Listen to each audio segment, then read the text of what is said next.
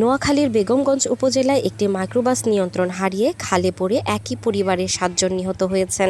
আহত ৫ জনকে উদ্ধার করে হাসপাতালে নেওয়া হয়েছে। ৬ আগস্ট ভোরে উপজেলার নোয়াখালী লক্ষ্মীপুরের আঞ্চলিক মহাসড়কের চন্দ্রগঞ্জ পূর্ব বাজার এলাকার জগদীশপুরে এই দুর্ঘটনা ঘটে। আমার বোনে বলছিল যে হাজিরপাড়ার নানু অ্যাক্সিডেন্ট হয়েছে। কয়জন? ৭ জন ছিল একই গাড়িতে। এটাই শুনছি, এটা শুনি আমি আমারে বাইরে নিয়ে আসছি ঘটনাস্থলে দেখার জন্য। নিহতদের সবাই নারী ও শিশু।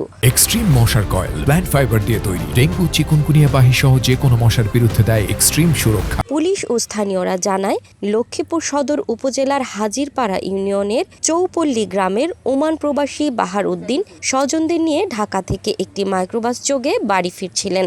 ভোরে মাইক্রোবাসটি নোয়াখালী লক্ষ্মীপুরের আঞ্চলিক মহাসড়কের জগদীশপুরের প্রধান সড়কের পাশে নিয়ন্ত্রণ হারিয়ে খালে পড়ে যায়। এ সময় বাহারের স্ত্রী কবিতা ও মেয়ে মিম সহ ৭ জন নিহত হয়।